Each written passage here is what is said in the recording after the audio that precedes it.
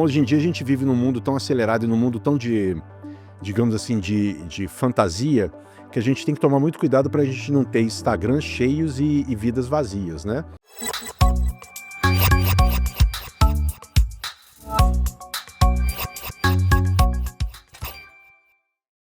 Boas-vindas ao Bate Ponto, o podcast que mergulha nos bastidores da liderança e do mundo corporativo com conversas reais e sem filtro.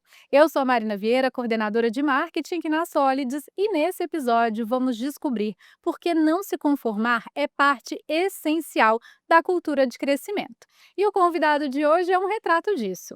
Mais conhecido como mineiro, ele já foi engenheiro, CMO, professor, mentor e empreendedor. Criou máquinas de crescimento em startups e ajudou empresas a venderem milhões com mais eficiência. E hoje forma a próxima geração de grandes líderes em growth com o GLA, do qual, inclusive, muito orgulhosamente eu faço parte.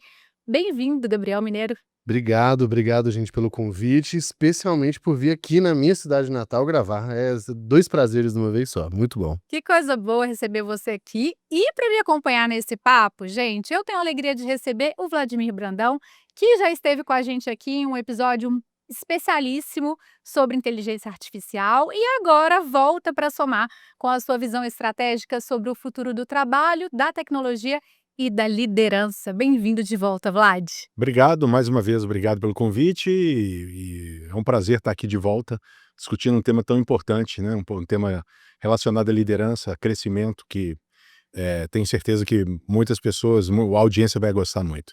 Legal. E quando a gente fala de crescimento, a gente está falando necessariamente de inovação, né? A gente precisa inovar para sair do lugar e crescer. E, Mineiro, quando a gente olha para a sua história, a gente acompanha aí uma carreira. Pô, como é que esse cara deu conta de fazer tudo isso, né? Tá. Você começou ali num papel que eu acho que te trouxe muito à tona para dentro do mercado, que foi conduzir ali a RD Station, principalmente na parte de growth, né. Teve uma atuação muito importante também como CMO da Singu. E agora, mais recentemente, né, como fundador, da Merlin, né. Da Merlin e do Merlin? Do Do jeito que Merlin. você quiser, mas a gente fala do Merlin porque é o mago, né? O É o mago. sábio, o mago e tal. E aí, construir essa carreira, eu acredito que precisou de muita inovação, não foi não? Não sei se inovação é a palavra certa ou se simplesmente é não sei, uma uma pouca preocupação com o playbook tradicional, assim, de carreira e tudo mais, né? Querendo ou não, eu fiz engenharia na Unicamp, e aí praticamente todos os meus amigos estavam indo para a indústria, né, pela natureza de onde a gente estava ali em Campinas, do lado de São Paulo, um polo gigante ali de indústrias, e aquilo ali já não me descia, assim. Então, na prática eu fui descobrir outras coisas mais legais, e eu acho que enquanto todo mundo às vezes fica um pouco receoso, querendo seguir um caminho mais seguro, eu não tinha muita coisa a perder, na verdade, então eu simplesmente fui seguindo caminhos que eu entendia que eu conseguia entregar coisas melhores, assim. Então, por exemplo, no meio eu fui para uma startup que até ela é chamada Empreendemia, ela chegou a quebrar, e o fato dela quebrar, os meninos me apresentaram para o Eric, né, para o Eric Santos da RD. E no meio dessa jornada eu trabalhei na Unilever, eu fui para a indústria, porque eu queria ver. E cara, definitivamente é um lugar muito incrível, que eu não consigo me imaginar lá mais de 6 meses, assim, pela natureza do trabalho, pelo que eu faço bem, e definitivamente não conseguia colocar o meu talento ou as coisas que eu entendi que eu fazia diferença naquele ambiente. Então eu acho que eu estava muito mais caçando um lugar para eu conseguir ter um certo protagonismo ou servir para alguma coisa, fazer algum trabalho diferente, sabe, e sem preocupar muito com o que os outros vão achar e a fuga de um caminho tradicional e tal. Eu acho que é só isso. Não sei se teve muito mais inovação no meio do caminho não, Mas sabe. eu acho muito interessante você trazer esse ponto, porque requer um nível alto de autoconhecimento, né, que é uma coisa que quando a gente pensa em liderança, quando a gente pensa em gestão de equipe, é fundamental, porque antes de gerir qualquer pessoa enquanto líder, a gente gere a nós mesmos. E essa avaliação de poxa, aqui eu não me encaixo, né. Às vezes mais importante de saber onde a gente quer chegar, é saber onde a gente não quer estar, né, Vlad? Isso também é fundamental. Com certeza, e pegando ali a fala do Gabriel, né, dá para perceber nitidamente que, o fato de você ter uma gula pelo risco, uma gula por uma coisa diferente, não quer dizer que não exista compromisso, né. Então você vê, pela trajetória do Gabriel, o por onde ele passou, onde ele chegou, apesar dele falar: "Olha, eu não tinha mui eu atirava para onde eu queria", né, você vê que ele tem uma facilidade em lidar com riscos, em lidar com ambientes que não são, comportados, digamos assim, mas ao mesmo tempo existe um compromisso muito grande consigo mesmo de galgar passos maiores, chegar em lugares melhores, né, impactar mais a vida das pessoas. Então não deixa de ser eh, não é uma inovação do jeito clássico que a gente fala de inovação, mas talvez a forma como ele lidou com a carreira e com as questões que passaram pela frente dele tenha muitos ensinamentos novos que ele pode compartilhar com a gente aqui. Eu fiquei curiosa para saber como é que foi esse salto aí do engenheiro para o marketing. A gente tem muitos engenheiros no marketing, eu trabalho com alguns, tenho a sorte de trabalhar com alguns. Como que foi essa virada de chave aí? Você contou um pouquinho, mas fiquei curiosa para saber. Assim, na verdade, a história ela é um pouquinho mais longa, assim. Eu não tinha nenhum desejo de trabalhar com marketing propriamente dito, não. O que eu tinha, acho que o Vlad falou, eu sempre fui muito ambicioso, por um lado, né, venho de família muito simples e queria alcançar coisas maiores. Eh, eu acho que cedo eu entendi que precisava se pagar um preço, as coisas nunca vieram de mão beijada, então tinha um preço a ser pago ali. E aí, durante a minha faculdade, e aí, não sei se foi você que falou, Mari, da certeza que não quer, né? E eu tinha uma parada que era assim: eu vi alguém, sei lá, participando de empresa júnior, eu vou participar também. Aí eu vi o cara fazendo um projeto de pesquisa, eu falei: "Vou fazer projeto de pesquisa também". Aí tinha um cara que estava aprendendo francês, porque na época lá do alimentos, a França era um país, eu vou aprender francês também. Então era também uma tentativa de, tipo assim: "Cara, deixa eu mapear, eu não posso ficar pra trás em nada". Aí nisso eu fui descobrindo o que que realmente eu detestava. Então, por exemplo, eu fiz um projeto de pesquisa no meio da minha faculdade, como iniciação científica, e eu cheguei a publicar numa das maiores revistas do mundo de alimentos. Só que aquele trabalho me matava por dentro mais rápido, porque era uma dinâmica extremamente repetitiva. O trabalho em pesquisa, ainda mais de alimentos, que na minha área era mais de química de alimentos ali, é um negócio de muita precisão, né? Então você precisa meio que manter. Meio que. Se tem um lugar que não é para você inovar ali, depois que você fez seu projeto, você precisa repetir o mais próximo possível e tal. Então aquilo ali, por exemplo, já não me descia. Eu falei: "Ah, beleza, isso aqui eu não quero". Eu achava que os relatórios, o CNPq da vida, uma encheção de linguiça bizarra, uma perda de tempo. E aí não entendam, antes da gente, para não ter um cancelamento em 5 minutos de podcast, eu não acho que o trabalho de pesquisa é um trabalho que não serve pra nada, que é encheção de linguiça, definitivamente não. Mas o processo daquilo ali me incomodava muito pessoalmente, né. E você sabe que isso tem tudo a ver com o seu perfil comportamental, né? Aí você me diz, porque eu respondi o É. negócio ali, eu fiz o meu perfil, achei bem interessante Tem tudo inclusive. a ver. Vou fazer uma devolutiva profiler depois, na Tá hora do bom, café, combinado. mas o mineiro, ele é executor comunicador, mesmo perfil que eu. Qual é o seu, Vlad? Meu é executor puro, estou executor puro, Está né, executor mas puro. assim, a primeira vez que eu fiz, eu fui um executor analista. Já mudei para executor comunicador e agora eu sou executor puro. Então os desafios da vida vão guiando a gente para Legal. enfatizar um lado mais do que outro. Para quem está assistindo a gente pelo YouTube, vou deixar um card aqui falando mais sobre o profiler, mas o executor comunicador tende a ser um perfil que é mais inconformado com a rotina, né? Um perfil muito pouco rotineiro, mais dinâmico e que justamente por isso que a gente usa muito profiler aqui nas contratações, nossos clientes também, que é para dar esse match, né. Você é um cara brilhante e conseguiu performar aí no mundo corporativo de uma forma incrível da gente observar, mas às vezes no lugar errado. Não, 100%. Inclusive, nessa época que eu fui pra Unilever, eu precisava fazer um estágio obrigatório, na verdade, né, eh, eu fiz a vou continuar a história, né, então eu fiz o projeto de pesquisa, e aí eu queria morar fora do Brasil, queria ter essa experiência, e eu consegui uma oportunidade de fazer o quê? Pesquisa, na República Tcheca. E aí eu falei: "Cara, eu quero morar fora do Brasil, então vai ser isso mesmo". Só que como eu tinha que trancar a faculdade, eu consegui um segundo trabalho que era no Instituto de Inovação e Criação de Negócios em Munique. E aí nisso eu tive um primeiro contato muito forte com negócio, com inovação, com design thinking, isso 2009.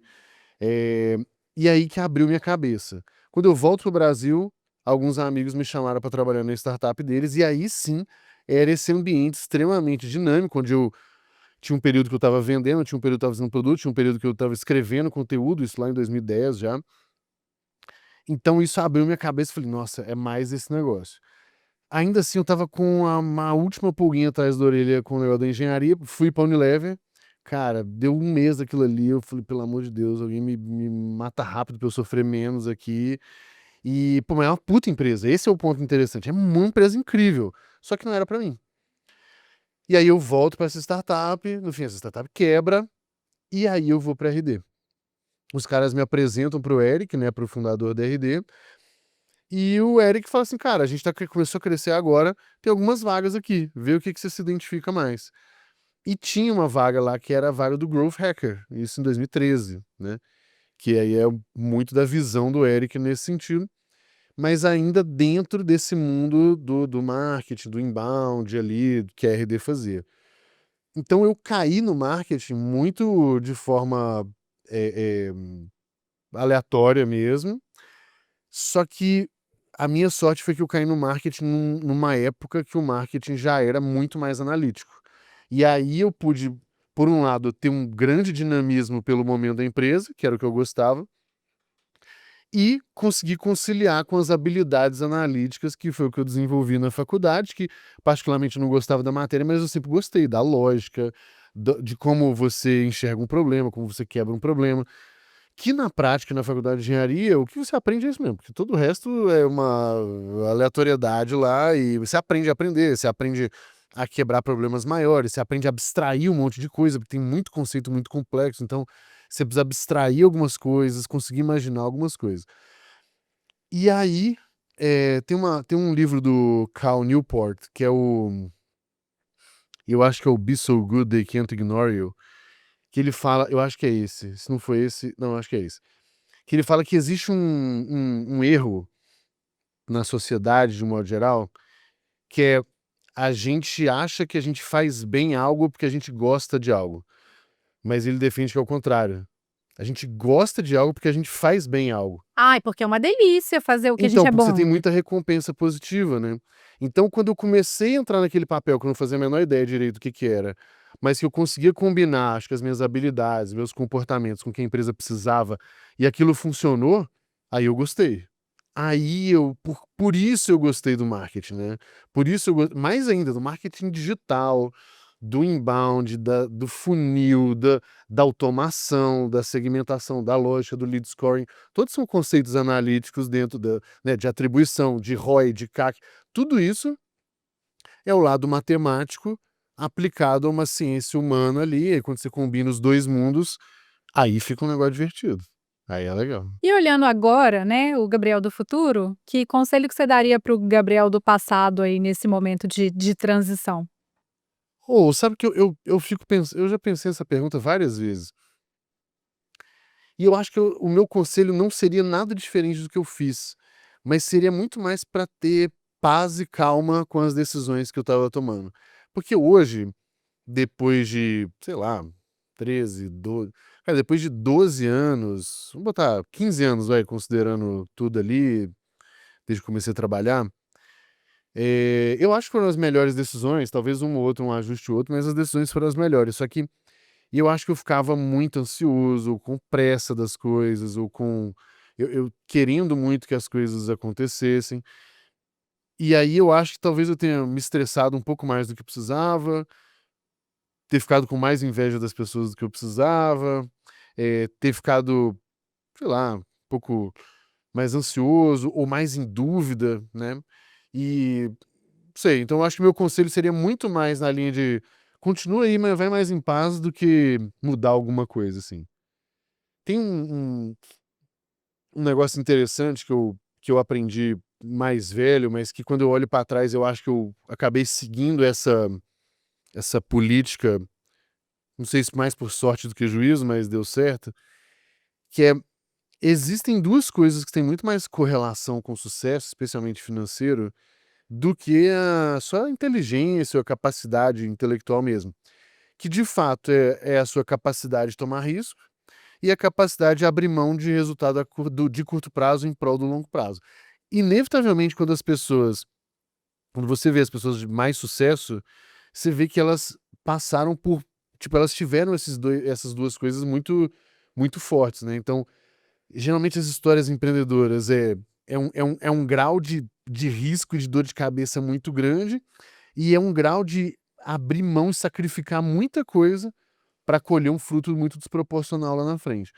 E aí, de novo, eu acho que foi mais sorte que juízo, talvez algumas pessoas que entraram na minha vida que me ajudaram nisso, mas talvez eu ensinar a mim mesmo sobre isso aqui, falar: "Ó, é isso aqui, concentra mais nisso", eu teria talvez um pouco mais de paz na jornada, assim.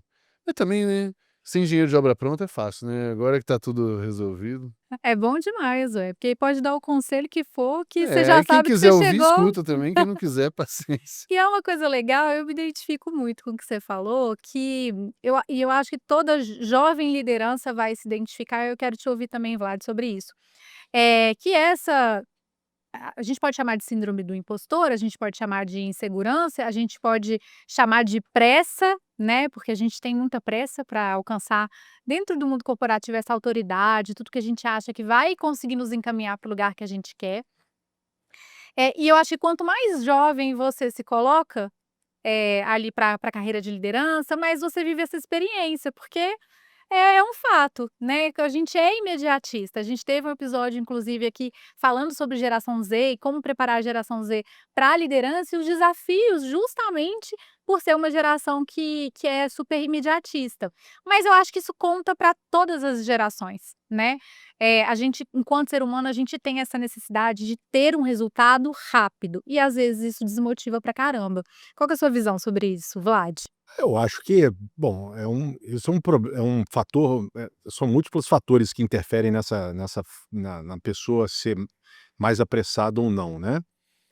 Tem um aspecto cultural, porque a gente vive num mundo cada vez mais acelerado, o fenômeno de sobrecarga informacional, a gente está sujeito a muita informação, a querer tomada de decisão rápida.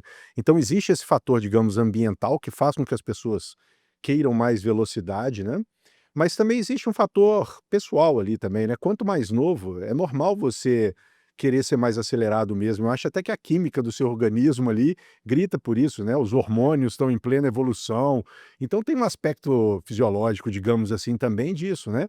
Não é à toa que líderes mais, digamos assim, de mais idade, eles geralmente refletem mais sobre decisões, eles tomam decisões um pouco mais, digamos, de maneira mais calma, talvez, como o Gabriel falou, porque talvez não tenha esse aspecto químico gritando tanto, né. Mas então eu acho que são múltiplos fatores, é um aspecto comportamental, um aspecto da vivência nossa do dia a dia de hoje, que é realmente, a gente está exposto a uma sobrecarga informacional muito grande, né. Então é um conjunto e tem o próprio perfil da pessoa, né. Tem pessoas que nascem com uma característica mais executora, ou mais analista, ou mais planejadora que outros, né, ou são levados a isso. Eu acho que tem um fator comparativo, assim. Eu acho que muita infelicidade vem da comparação. Então, assim, quando eu olho no meu histórico, eu quase tomei decisões, às vezes eu até tomei algumas, mas quando eu olho assim, eu quase tomei decisões ruins, muito mais por me comparar com como fulano que trabalhou comigo estava crescendo e eu não, e o que que isso na prática implicava. Então, o nosso processo de tomar de decisão também é influenciado por o que está Com acontecendo à certeza. nossa volta. Quando a gente tem social media, isso fica mais exposto e de uma forma mais mentirosa, né. Tem um fato, assim, que eu presenciei, eu nem vou falar muito detalhe, porque senão dá para inferir quem que é a pessoa, mas uma amiga minha e ela tinha um trabalho, eh, um viés internacional, assim, então o Instagram dela, cara, era cada dia num lugar do mundo, e aí pela empresa, e cara, pensa, é o sonho de todo mundo, né, quando você olha aquilo ali. E aí um dia, por coincidência, eu estava viajando, estava na cidade que ela morou muitos anos, fora do Brasil, eu liguei pra ela, falei: "Nossa, ó, tô aqui, que legal, tô lembrando muito de você". como é que você tá?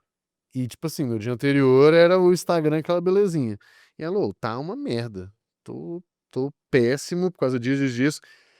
Só que, pô, quando você vê a história inteira, como eu vi o Instagram, eu vi a vida real, eu consigo ter o elemento, pelo menos eu consigo comparar com as coisas de verdade.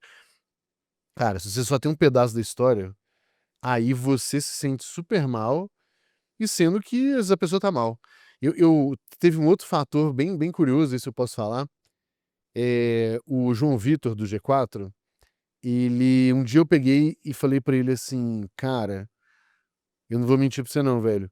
Eu tenho uma inveja de você pelo tanto que você estuda, pelo quanto você é disciplinado, tal. Porque eu sempre gostei de estudar, eu não consigo, tal. E ele pegou e falou assim: cara, eu tenho uma inveja de você porque você consegue botar uns projetos no ar rápido, ganhar dinheiro, e enquanto eu, às vezes, tô, tipo assim, num nível de preciosismo muito grande e tal. Eu falei, cara, olha que loucura que a gente vive. Então, Um com inveja do outro. você tocou em 2 pontos interessantes aí, que é o seguinte: a gente, às vezes, a gente pensa em liderança como uma pessoa, né? Mas a liderança, na verdade, assim, ela é compartilhada. Então você pode muito bem ter líder com uma característica específica e outro líder com outra característica complementar, e você vai ter uma decisão balanceada em cima dessa liderança, sabe? Isso é um aspecto importante. E você falou sobre o social, é isso aí também, tem esse impacto social. Quando eu falei ambiental, eu falei não só de cultura, mas também social nesse sentido, né. Então hoje em dia a gente vive num mundo tão acelerado e num mundo tão digamos assim, de fantasia, que a gente tem que tomar muito cuidado para a gente não ter Instagrams cheios e vidas vazias, né. Especialmente eu tenho uma preocupação muito grande com os mais novos, especialmente os mais novos, que estão vivendo essa aceleração muito forte e estão crescendo com isso e nesse ambiente extremamente comparativo e competitivo. Então, às vezes, a molecada, eu tenho um menino em casa, então às vezes eu vejo que a pressa deles é muito isso, é muito em querer competir, e aí vale a pena ter um Instagram cheio, mas uma vida vazia, então a gente tem que ter cuidado com isso. E um outro ponto que eu queria retomar aqui rapidamente, você citou um autor que falou que a gente gosta das coisas porque a gente é bom. Eu preciso refletir um pouco mais sobre isso, que eu adoro tênis, mas eu não sou tão bom. Então eu acho que é o contrário, viu? Não, mas aqui muito do ponto dele era o romantismo no trabalho Sei, mesmo, toda sei. aquela dinâmica, né? Até porque eu também adoro jiu-jitsu e não Exatamente, é a é uma minha brincadeira parada. que eu abri aqui. É. E não tem coisa melhor do que a gente poder ser ruim em alguma coisa, quando a gente é tão cobrado no trabalho para ser bom. Então, você fazer um esporte que você é ruim, eu acho que Eu não tá. sou ruim não, Ah, tá, não, Mari? desculpa. Desculpa. Gente, eu sou ótimo em tênis, tá? Eu falei Mas eu não ruim. sou tão bom assim quanto eu Volta, gostaria de ser. volta, produção, volta. Você pode não ser, Vlad, excelente no esporte que você gosta e tudo bem. Eu acho que é até, um pouco, até um ar novo, a gente não precisar performar num hobby, né, isso é importante. A analogia para mim perfeita é no jiu-jitsu, até por ele refletir bem a vida, que na prática cara, eu escolhi onde eu quero ser faixa preta, onde eu quero ser campeão. Lá no jiu-jitsu eu sou faixa azul, aqui eu sou faixa preta. Lá e no jiu-jitsu eu vou continuar trabalhando muito tempo, cara, e de longe eu não vou ser um campeão mundial como talvez eu consiga ser aqui no meu mundinho, Onde né, eu acho que coloquei propósito, né? exato. Legal, gente. Vamos falar de fracasso? Eu acho que quando a gente Ah fala não, de vamos líder. evitar. Vamos falar das coisas boas, O Mineiro sacanagem. falou muito bem, né, hoje a gente vive num mundo de LinkedIn. Eu até sigo algumas pessoas que falam muito sobre erros, acertos e aprendizados, e eu acho que é sempre muito interessante, aprender através do erro, né, de um colega, de algum case de insucesso, eu acho inclusive que são os que mais nos enriquecem, mas a gente sabe que a grande maioria gosta de contar apenas o que deu certo, né, e trazer aí os louros da vida corporativa. Teve algum fracasso dentro da sua história e que foi uma virada de chave ou que te fez melhorar, crescer enquanto líder, enquanto profissional?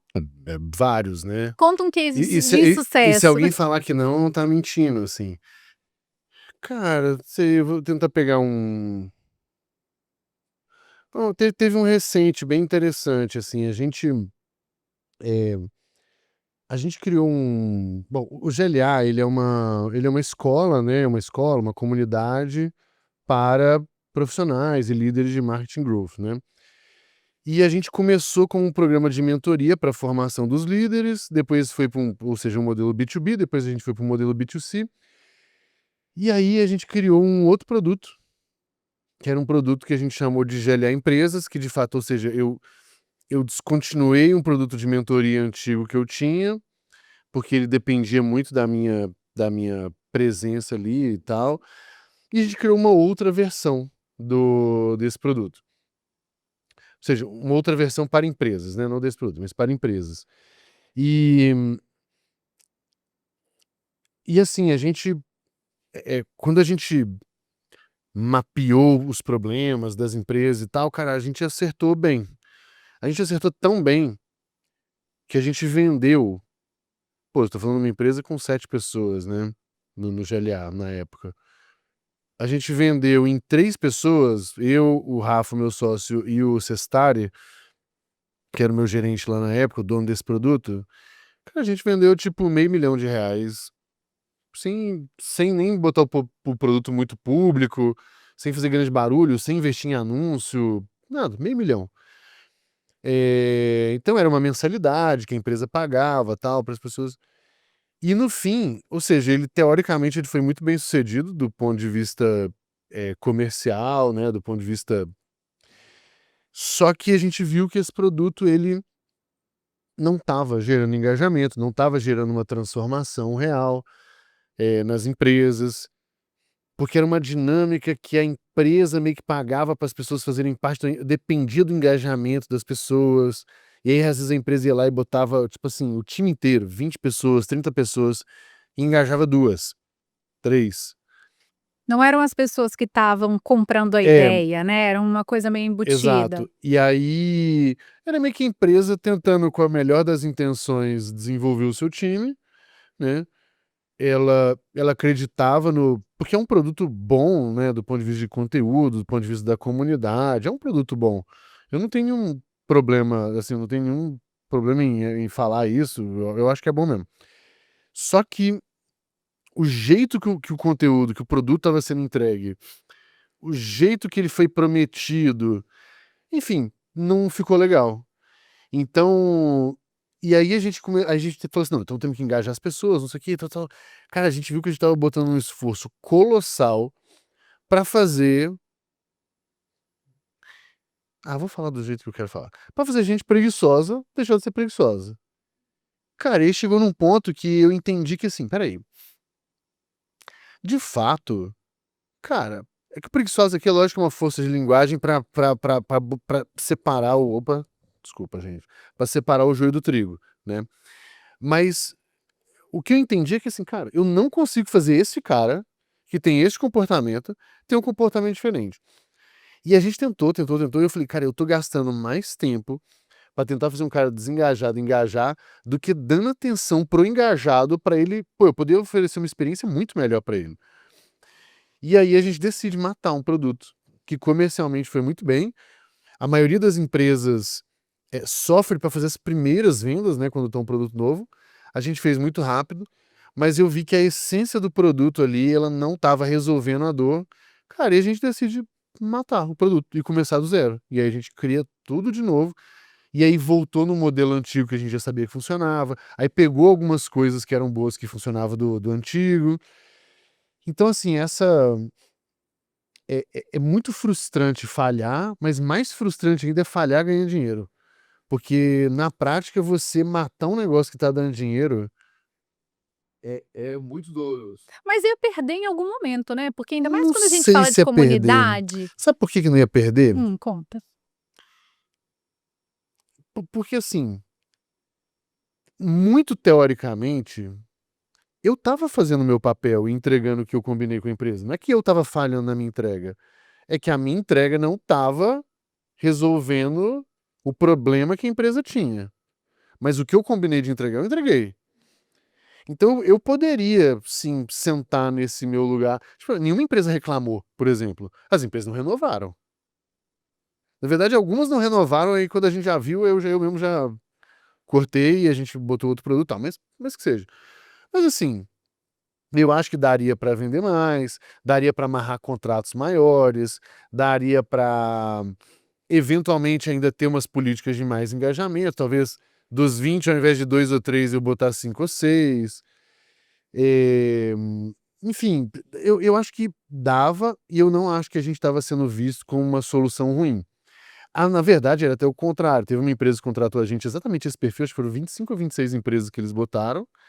Cara, e aí a pessoa, o líder que contratou, ficou puto com o time. Ele falou assim: pô, vocês ficam me enchendo o saco para investir em vocês, eu investi e vocês não aproveitaram. Então eu podia ficar sentado nesse lugar e não ia perder.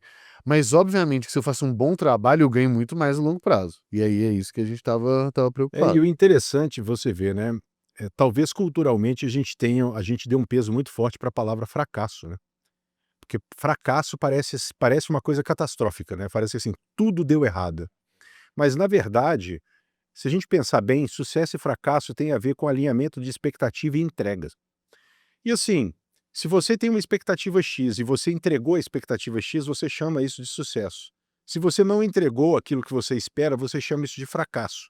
Mas lembre-se que num sucesso ou no fracasso tem uma porrada de pequenas coisas que foram falhas ou pequenos sucessos e que você pode aprender com aquilo, né?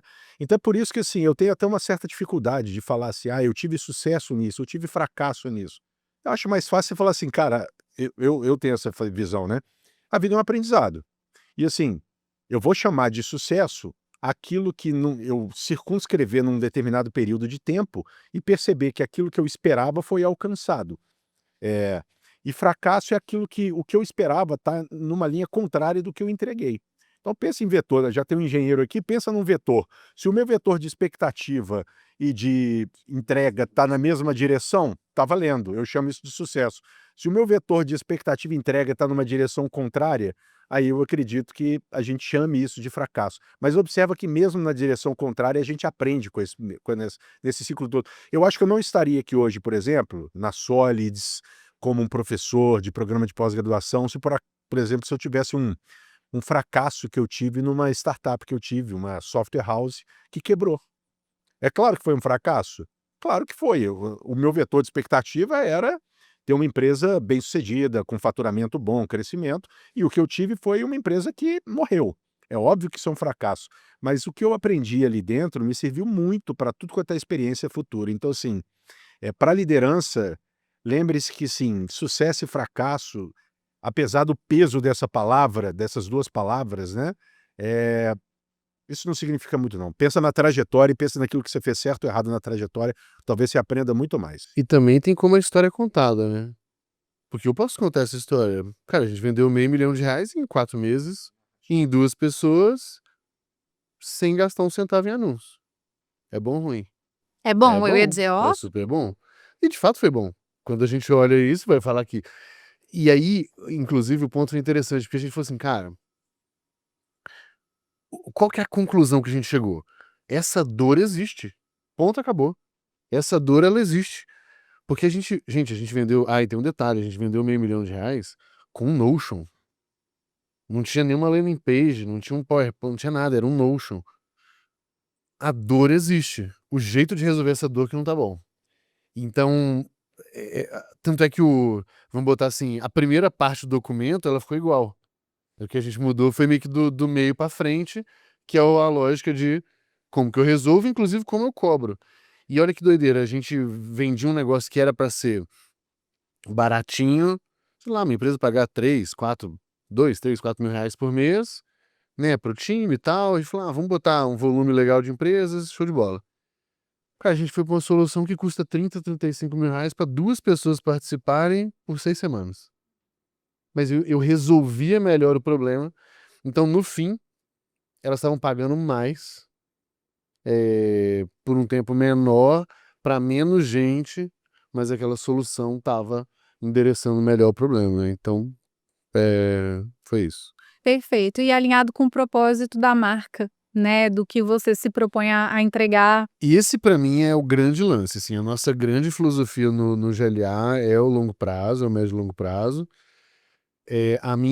Quando eu comecei, aí de uma forma muito maquiavélica, revelando aqui para vocês, Quando eu comecei o GLA propriamente dito, ele começa de um jeito muito despretensioso, mas muito rápido eu falei assim, cara, olha só, eu tenho a capacidade aqui de criar um negócio que daqui a 5, 10 anos, praticamente todas as lideranças de alto crescimento no Brasil tenham sido meus alunos. Isso me dá um poder político gigantesco. Porque eu consigo conectar as pessoas, cara, eu consigo um patrocínio hoje pro GLA, eu quero viabilizar um projeto, qualquer coisa. O dono da caneta é o meu aluno, aprendeu comigo. Então, aí por isso que quando a gente fala, este projeto que aí sim não deu certo nesse sentido, ele não estava me ajudando a chegar nesse lugar. Então eu falei, putz, mesmo com a grana, ele não tá me ajudando no longo prazo. Então, para mim não serve. Eu prefiro ter menos gente sendo mais bem treinada, porque a chance desse cara subir e conquistar uma posição de liderança e ele ou uma alta liderança e ele lembrar de mim e ele entender que eu tive um papel muito grande na jornada dele é muito maior. E a minha influência, meu capital político, de fato, ele só existe se a pessoa que é dona da caneta tem uma relação legal comigo. Senão, não serve pra muita coisa. E eu queria voltar até nessa questão do fracasso, que a gente acabou abordando bastante, e a gente está falando hoje de autocrescimento, de desenvolvimento de carreira, né, no episódio de hoje. Se você quer crescer, se desenvolver, você precisa estar num lugar que te permita errar. Errar, gente, espaço para errar é o que faz a gente desenvolver. Pior coisa que tem é você estar numa empresa, num lugar que você comete um erro e é aquilo ali, pronto. E acabou. Né? A gente erra, a gente aprende. Eu brinco muito aqui com o time, né? A gente erra, mas erra uma vez e a gente aprende rápido. Amanhã a gente vai errar de novo, outra coisa. Outro tópico, a gente vai continuar errando, mas coisas diferentes, porque a gente está se desenvolvendo e está crescendo, né, mineiro? Sabe que teve um estudo, tem um tempo já, do Google, onde eles estudaram os times de mais alto desempenho deles lá. E eles viram o que eram os fatores, né, que tinham mais correlação com aquele sucesso. E aí o nome bonito disso era os times que tinham mais segurança psicológica. Ou seja, os times que tinham a condição de. Não é a questão de poder errar. E eu acho que nem é exato. Isso também, mas eu acho que a questão é de o erro não ser condenado. E aí. Então não é uma política de aqui todo mundo pode errar, não é isso. Mas aqui é uma política de, cara, vamos jogar um jogo aberto, claro. Se eventualmente der errado, beleza, a gente aprende com ele. Ninguém gosta disso. Eu acho que existe até um certo romantismo no erro ali também. Mas, de fato, ele acontece. E uma vez que ele acontecer, como é que vai ser a nossa postura frente àquele negócio, né? Então, muito da filosofia de growth, né, que é do experimento. E o experimento é um framework, um jeito, um método para você fazer coisas de alto risco, mas com esse risco mitigado. Então, eu vou testar um negócio muito diferente, porque se eu acertar aquilo ali pode ter um upside muito, né, um resultado muito desproporcional. Mas espera aí, o risco é muito grande. Então, o que as empresas costumam fazer? Não, se o risco é muito grande, ou eu não faço, ou eu vou gastar muito tempo estudando um monte de coisa, aí eu fico lento. Daí a cultura de growth aqui é o quê? Cara, e se eu testar isso numa escala pequenininho, controlado, onde eu consigo coletar uma evidência que isso faz sentido? Se fez, eu faço um experimento um pouco maior. Se fez, um pouco maior. Isso, eu aprendo o caminho. Então o objetivo não é errar, o objetivo é mitigar risco e você controlar o ambiente. Se isso der errado, aonde que vai dar errado? Não é na home, nessa página aleatória aqui que não vai estragar meu resultado. Ou pode ser na home, mas para 5% das pessoas só. Por quê? Porque eu quero controlar o dano desse negócio. Então essa cultura de segurança psicológica também, o método ajuda, porque a gente não pode ser irresponsável. Por exemplo, tem alguns erros que eles não são toleráveis, né? Vocês passaram quantos anos construindo marca da Solis, né? Alguns Pois anos. é, aí você. É fácil estragar 10 anos de trabalho com uma ou duas decisões erradas. É isso que eu ia pedir uma parte aqui, comentar, que é o seguinte: a gente não pode ter também uma cultura de vangloriar erro. O erro não é legal, o erro traz prejuízos, e eu não estou falando só financeiro, o erro traz uma série de prejuízos. né? Então, assim, é óbvio que no mundo ideal eu gostaria muito de resolver o problema, resolver de primeira e sempre acertando. Mas a gente sabe que tem uma escala de simplicidade, complexidade e incerteza. Quanto maior a incerteza, quanto maior a complexidade, é óbvio que provavelmente a gente vai errar mais. O que eu acho que a gente está falando é o seguinte: não existe essa cultura de vangloriar erro. O erro é uma coisa que a gente tem que evitar. Não é bom errar, né?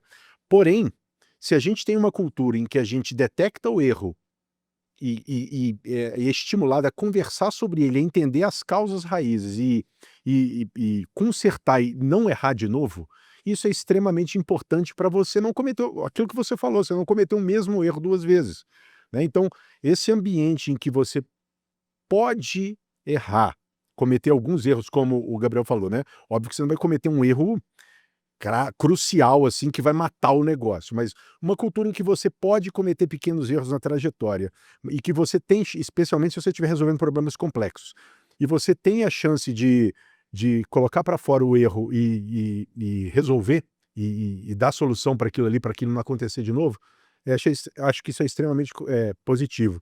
E eu acho que é isso que faz parte do o que a gente chama de organizações que aprendem, é isso. E Aprender. vem um Se método você para for isso, sempre né? perfeito, provavelmente você não vai aprender Você nada, não tá né. arriscando, Você né? não tá. É um paradoxo mesmo, né? Porque quanto mais certeza você quer ter nas suas escolhas e errar menos ou zerar o erro, implica que você tá tomando nenhum risco, né?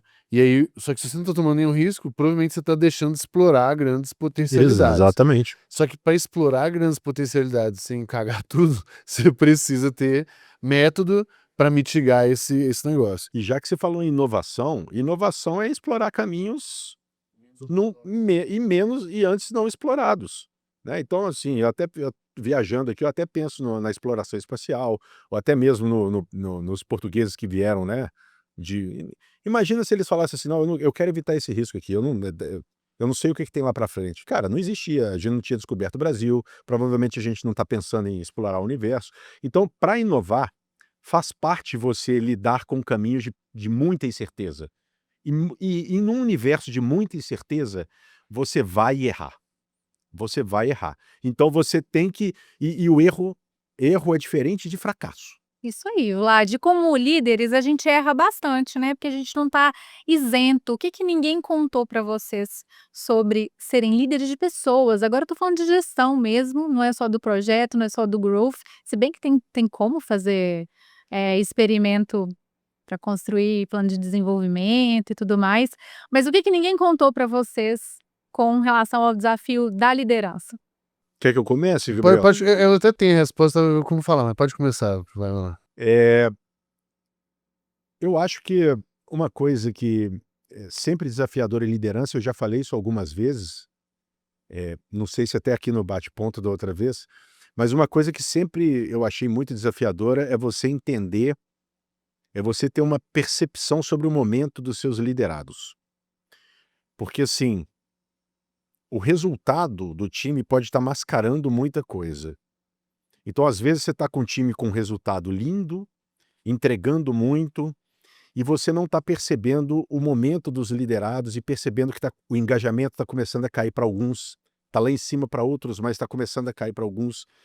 Então, assim, mapear o comportamento dos liderados, entender como é que esse comportamento pode impactar hoje e no futuro na equipe, e até saber como lidar com cada liderado. Porque, assim, eu tenho uma criação, eu tenho uma forma de lidar com os problemas, e que às vezes, eh, a minha forma pode não ser boa para o meu liderado. E eu posso estar viciando, o time naquela forma, digamos, eu vou chamar de padronizada. Então acho que um grande desafio que eu sempre tive, eu considero dos grandes, é olhar para cada liderado meu e falar assim: qual o momento dele? O que que ele está passando? Como é que eu posso, agir de uma forma que não é a minha mentalidade padrão? Como é que eu posso me adaptar para interagir com esse cara melhor, para maximizar o resultado dele, para maximizar o comportamento? Eu falo maximizar do ponto de vista, assim, não só organizacional, mas assim, para torná-lo uma pessoa melhor, para preparar ele para o futuro, para ele ser um líder no futuro. Como é que eu posso ser um espelho para ele olhar para mim e falar assim: "Cara, eu queria ser um líder como o Vlad é assim que eu acredito que um líder deve agir". Então eu acho assim, ser exemplo é difícil pra caramba, e entender o momento de cada liderado é muito difícil. Eu acho que é uma das coisas mais desafiadoras. Porque assim, habilidade, a gente aprende, a gente treina, sabe, mas, algumas percepções comportamentais são difíceis, assim, da gente ter. Boa, eu tenho duas aqui que ninguém me contou. Aí quando eu olho pra trás eu vi que tinha alguns materiais, algumas coisas que eu estudei que estavam indo nessa direção, mas pra mim, vou botar duas frases e aí elas vou explicar como elas se juntam. Primeiro é que não me contaram que ser um bom líder, na prática, é não ser um líder frouxo. É isso, líder frouxo é líder ruim. O que é um líder frouxo? Cara, é o cara que tem medo da conversa difícil, é o que desvia do feedback, é o que tem medo de desagradar. Isso é um líder frouxo. Ninguém gosta de líder frouxo. Porque isso, você como líder poupa o desenvolvimento das pessoas. O que não significa ser um líder babaca, intransigente, respeitoso, nada disso, né? Mas enfim, então essa é uma primeira coisa. E a segunda coisa que eu entendi é que líderes bons são bons em gerar resultado. Líderes excepcionais são excepcionais em ganhar confiança. E é muito doido, que é por isso que você vê tanta gente frustrada com outras pessoas na empresa que é assim: "Nossa, mas, porra, eu gero mais resultado que o fulano e ele foi promovido mais rápido". Cara, às vezes ele consegue ganhar a confiança das pessoas, porque ele comunica melhor, porque ele alinha melhor, porque ele não tem medo da conversa, porque, eh, o jeito que ele se vende é melhor. Então, e especialmente as posições de liderança são posições de confiança, são cargos de confiança, porque a responsabilidade é grande por causa do time, por causa do orçamento. O efeito colateral de um líder bom é muito bom, o efeito colateral de um líder ruim é muito ruim, mas você exponencializa essas coisas. Então, quando eu olho para isso hoje, cara, por exemplo, eu tenho uma política de uma extrema transparência. Eu tento ser uma e aí bem do radical candor ali, mas eu tento viver isso muito ali. Então todo mundo que convive comigo sabe que, velho, se tem um negócio ruim, você me apresentou um negócio, eu vou falar assim: "Marino, achei que ficou muito ruim". Só que não é muito ruim, tipo, você é muito ruim, você não, ficou muito ruim. E o pior que mais me irrita, Marino, é que eu tenho certeza que você consegue fazer melhor. E eu vou te explicar o porquê que tá ruim. Tal, tal. E eu falo assim: "Olha, isso aqui, ó, cara, tem cara que você fez com pressa". E aí direto quando eu falo isso, cara, é. Eu falei: "Não precisa fazer com pressa, mas alinha comigo isso antes". Cara, isso aqui, cara, eu acho que o argumento não foi bom, mas eu acho que pode ser assim, assim, assim. Então tem uma diferença de eu agredir a pessoa, nada disso, mas não poupar as pessoas também do desenvolvimento e também não poupá-las e estimulá-las a trazerem os feedbacks também. Então, quando eu estimulo a eu não ser um líder frouxo, e os meus liderados não serem liderados frouxos, ou os meus líderes também não serem líderes frouxos, por exemplo, típico cenário, a gente tem reunião de time, ou reunião de sócios, qualquer coisa assim, aí um dos meus sócios me manda no WhatsApp no privado, tal, fala tal coisa, eu falei assim: "Gente, olha só, o Doug acabou de mandar uma mensagem aqui no privado falando tal coisa, Doug, você pode falar na frente de todas as pessoas, por favor?" Porque, velho, que mundo é esse que eu tenho que ficar dando recado agora e que você tem medo de falar? Aí vira uma cultura da fofoca, uma cultura. Cara, eu tenho uma baixíssima tolerância pra isso. E aí chega num ponto que, olha que engraçado esse caso. Vou até expor as pessoas da minha empresa, não tem problema. O Enzo, ele começou a trabalhar comigo com 17 anos, na Singu, e depois ele foi pro GLR. Tá 5 anos trabalhando comigo. Quando o Rafa chegou como sócio, meu sócio do GLA, o Rafa veio de uma cultura, ele é muito cheio dos dedos, pano quente, veja bem. E ele foi dar um feedback pro Enzo, o Enzo chegou no meio do feedback pra ele e falou assim: "Rafa, pai, pode ir direto ao ponto, por favor? Tá, tipo, tá demais", sabe? Porque depois que você também acostuma com uma cultura de que, cara, é um negócio respeitoso, não tem nada contra você, a gente inclusive vai imediatamente depois sair daqui, podemos almoçar, podemos falar besteira, né? Mas assim, não ficou bom o trabalho, Vlad, sinto muito. Não ficou bom por causa disso, disso, disso. Cara, e pô, faz o seguinte, mexe nesses pontos, daqui a 2 horinhas a gente conversa de novo e revê. Pronto. Não tem pessoal no meio dessa história. Aí vem o lado que o Vlad falou de compatibilidade. Então, por exemplo, eu boto o terror na entrevista, não sendo duro, mas falo assim, cara, deixa eu te explicar como eu funciono. É assim, é assado, tal. Isso funciona pra você? Porque se não funcionar, você não pode entrar aqui enganado. E no fim, todo mundo fala assim pra mim depois: "Ah, nossa, é muito mais de boa do que eu achava", porque eu também já pintei um cenário horroroso. Mas, cara, isso é a história da cultura, isso é a história da compatibilidade, eh, isso é a história do cenário. Pô, é uma linha de: "Cara, não, isso aqui não ficou bom, parece que foi feito com pressa, o que que tá rolando?". Cara: "Pô, velho, tô com um problema tal, tal". "Ah, então beleza, então vamos lidar com isso aqui, vamos tratar isso aqui". Mas assim, não é porque você tem um problema que deixou de ficar ruim, ficou bom, continua ruim. É que talvez tenha um contexto pra isso. Então eu cada dia que passa eu vejo que assim a cultura da transparência, de não ser frouxo, de ter as conversas difíceis e vendo isso refletindo no time, é muito legal, assim, eu vejo que no longo prazo é muito poderoso mesmo. Legal. Vamos para uma pergunta agora da nossa comunidade, gente. Olá, pessoal do Bate Ponto, eu sou o Gustavo, sou Head de Growth em uma EdTech Não mineiro. fala o nome, porque senão eu já Eu pulei aqui. A IA promete otimizar testes e experimentos em marketing e em growth. Você vê isso como uma vantagem que pode virar uma armadilha se não for bem usada? qualquer coisa não é bem usada é uma armadilha, né, vamos partir do pressuposto. Cara, mas, assim, a filosofia de crescimento é a gente conseguir mitigar risco, testar rápido, imprimir velocidade. Cara, a IA ela ajuda em tudo isso, não consigo ver tipo, eu acho que é muito mais danoso a incompetência, a lerdeza, a burocracia atrapalhando nesse processo, do que uma IA que, sinceramente, é o tipo de risco que eu, assim, nossa, esse é um risco maravilhoso de ter, né, de fazer mais rápido, testar mais rápido, aprender mais rápido, né, erra mais rápido, mede mais rápido, eh, provavelmente inclusive com hipóteses muito melhor, porque a IA te ajuda a explorar melhor aquelas você pode trazer uma hipótese ali e você pode ser confrontado, inclusive você pode subir o seu histórico de aprendizado, de teste e de cases, de um tanto de coisa e fala assim: "Cara, confronta essa hipótese, traz uma hipótese mais divergente", porque aí você tem um processo também de ter um segundo cérebro te ajudando nesse negócio, né. Então, é ou por exemplo, cara, eh, o que que eu não tô vendo de risco nessa hipótese aqui? Então se eu tenho já um contexto de aprendizagem, de histórico e tal, e de raciocínio, né, vamos botar assim como que aí as IAs estão conseguindo fazer, cara, talvez ela pode me apontar algumas questões, dar um exemplo, eu quero testar um negócio que pode agredir minha marca. Eu boto que uma das minhas premissas é marca forte. Aí eu vou subir um experimento, falo assim: "Ô, espera aí, isso aqui pode ter um efeito colateral que agride um dos seus pilares que você não pode agredir. Ou seja, não faça merda, não vai por esse caminho".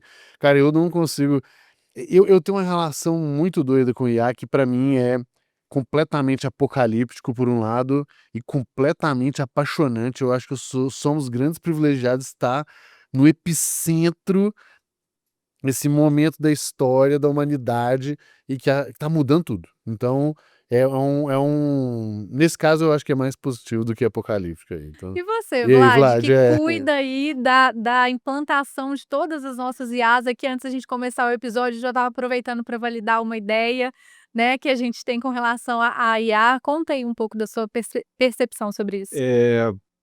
Eu tenho uma percepção muito prática sobre isso, que é o seguinte, bom, primeiro, assim, tem uma frase famosa que falam que quando a tecnologia é suficientemente avançada, a gente confunde ela com magia e não trata ela do jeito que ela deve ser tratada, que é uma ferramenta. Então isso é verdadeiro. Como a IA é uma tecnologia de propósito geral, muito pervasiva e que traz inovações incrementais, então, assim, está entrando em tudo quanto é meandro da sociedade, a gente tende a até antropomorfizar a IA. Então, assim, a gente começa até a chamar ele de ela, até dar nome pessoal para essas coisas, né. Mas a gente não pode esquecer uma coisa: IA é ferramenta, e ferramenta construída pelo homem. Assim, eu faço um paralelo, é o seguinte: há não sei quantos mil anos atrás, a gente descobriu que uma lente era capaz de ampliar nossa capacidade de visão. Dali a gente criou telescópio, microscópio. Hoje a gente enfia lente dentro do nosso olho para resolver problemas ópticos que a gente tem de enxergar melhor, ou seja, a gente usa isso como uma ferramenta para a gente ampliar, aguçar nosso sentido. E é a mesma coisa. É uma ferramenta criada pelo homem. Ela só tem um ponto diferente. Ela não é feita para ampliar um sentido, mas ela foi feita para ampliar uma capacidade cognitiva nossa. Então a gente tem que encarar ela como uma ferramenta que ajuda a gente a ter um poder cognitivo melhor. Ajuda o ser humano a ter um poder cognitivo melhor. Ela foi feita para isso. E é claro que, como toda ferramenta, você pode usar ela de uma forma que vai te trazer um resultado positivo, vai te levar para o sucesso, ou seja, para o vetorzinho que você quer apontar para a mesma direção, ou vai te levar para um fracasso, para um vetorzinho que vai apontar para uma direção contrária. Então, assim, é uma tecnologia que pode te levar para onde você quiser. Qual o uso que você vai fazer dela?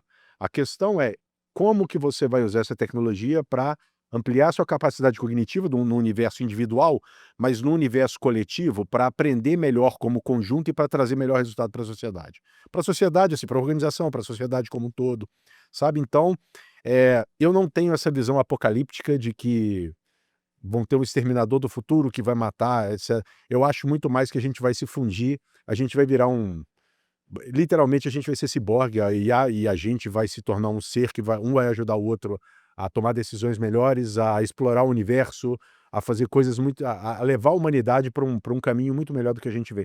E eu espero do fundo do meu coração, eu acho que isso vai acontecer, que a IA ainda vai ajudar a gente a tratar doença, curar câncer, vai ajudar a gente a explorar novos planetas, vai ajudar a gente a resolver problemas graves que a gente tem de fome, de desigualdade.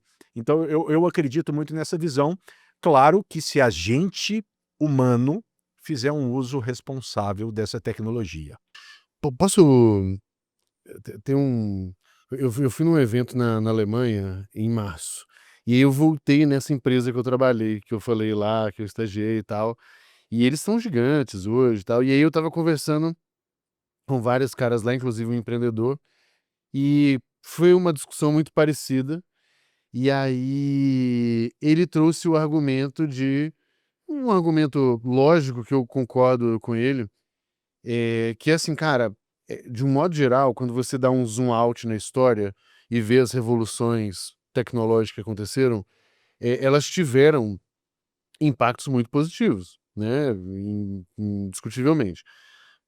E aí o que eu falei pra ele, que é o lado apocalíptico, é nesse sentido, que porque ele falou assim: "Ah, porque, pô, muito dos trabalhos que eventualmente vai tirar", enfim, deu uma suavizada ali na situação.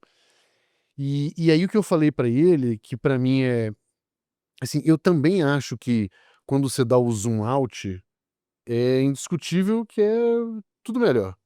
Só que o problema é no zoom in num país de terceiro mundo. Que aí eu acho que o problema é a turbulência no processo pra isso acontecer. Então o meu medo apocalíptico aqui é muito mais pela turbulência nesse processo, até se achar um equilíbrio de novo, porque eu acho que é bem vertiginoso mesmo. E, enfim, mas eu não é uma visão profética, porque eu acho, se você perguntar isso para a própria IA, ela também vai ter os devaneios dela. Mas o meu apocalipse é mais nesse sentido, porque como impacto eu acho incrível demais, assim. O meu apocalíptico é simples, é o ser humano não saber fazer uso da tecnologia e usá-la de maneira errada. Aí a gente pode ampliar a desigualdade, pode ampliar a fome, pode ampliar problemas que a gente já tem hoje. Esse para mim é o apocalipse. Eu não acredito o apocalipse do fim do mundo com as Não, eu máquinas também não dominando a acredito gente. não, pra mim é mais a turbulência nesse processo E de mas essa turbulência, Gabriel, assim, eu acho que é natural e é infreável, assim. Imagina não, o que imagina não quando significa que é boa. não, imagina quando a energia elétrica surgiu. Imagina o tanto de gente que também provavelmente olhou e falou assim: "Caramba, e agora, cara? Com isso aqui eu vou perder meu emprego, vai mudar a forma como eu trabalho", etc. Então, assim, do ponto de vista micro, isso vai gerar um impacto Isso, grande na mas sociedade mesmo. esse é o meu ponto. Meu ponto é, o zoom out, não tem dúvida. O zoom in, Pode criar é isso, problemas a curtíssimo prazo. é essa turbulência, e isso que eu falei pro cara, e aí no caso do alemão ainda, porque assim, falei: "Velho, você não entende o que que são alguns problemas, você não tem aqui um tanto de problema que a gente tem".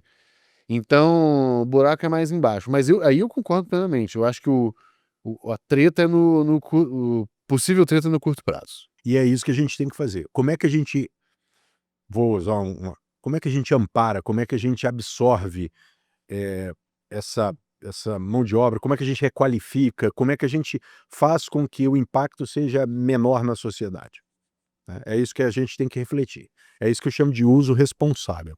E fica aí uma reflexão importante, então, para todo mundo que está assistindo e ouvindo. E para encerrar aqui, nós vamos bater o ponto, que a gente bate o pontinho aqui na hora de encerrar, Mineiro. Uma música. É um gênero inteiro, qualquer pagode. Uma frase que te guia, assim, que você acha que pode inspirar as pessoas. Cara, é a que eu repito pro meu time todos os dias, são 2, né, uma é: "Eu não tenho filho desse tamanho", então, cara, tem problemas aí que você tem que ser autorresponsável por eles, e a outra dentro disso ainda é: "Cara, hoje eu vivo numa política de faz o que você quiser da sua vida, só não me enche o saco". Essa é a velho, você dá um poder para as pessoas, porque as pessoas estão julgando tanto as outras, velho, então faz o que você quiser, Vlad, faz o que você quiser, não me perturba, tá tudo certo. Se você pudesse tomar um cafezinho com pão de queijo com qualquer pessoa, quem seria? Cara, sem sombra de dúvida, com um cara que chama Naval Ravikant. Ele é o CEO do AngelList, ele investiu numa porrada de empresa super famosa lá do Vale e tal, e ele é um filósofo também, então ele tem umas brisas de tecnologia com o ser humano, tem algumas entrevistas dele no Joe Rogan, tem no Tim Ferriss, que são muito incríveis. Para mim, ele é um cara muito sábio e dentro do mundo de tech e tal, que é o que eu vivo. Então, para mim, é muito, muito legal. Muito bom. Não vai ter ele aqui hoje, mas tem eu e Vlad. Então agora eu vou convidar vocês para a gente tomar um cafezinho com pão de queijo. Te agradecer demais, Mineiro. Que prazer ter você aqui, né? A gente sempre aprende com você e hoje ainda mais. Obrigada por ter pegado o avião, vindo para BH, ajeitado a agenda, que a gente sabe que é um trabalho. Foi um prazer. Prazer foi meu. Obrigado, gente. Obrigado, Vlad. Obrigado, Marina. Vlad, ó, segunda vez, quero que você fique aqui, ó, co-host de carteirinha, porque você também me ensina muito. E tinha um tempinho, né, que a gente tinha conversado, então muito bom ter você aqui de novo. Na verdade, eu que agradeço, da mesma forma como você acha que eu te ensino, mas eu também aprendo muito aqui. Aprendi muito com o Gabriel aqui, é legal sempre ver histórias de vidas, assim, bem diferentes da que você até trilhou e de sucesso, né? Porque a gente vê que o vetor está para a mesma direção. E agradeço demais o Gabriel também aqui pela presença. Acho que vai ser extremamente importante essa discussão para a nossa audiência e para enriquecer essa questão de liderança, growth, dentro e fora da Solis. Obrigado aí, Gabriel. Obrigado, Marina, Obrigado. de novo. É isso aí, gente. Meu muito obrigada a você que ficou com a gente até o final. Se você gostou da conversa, não se esqueça aí de compartilhar, curtir e nos seguir aqui no YouTube para mais conteúdos inspiradores. Eu espero você no próximo episódio. Até a próxima.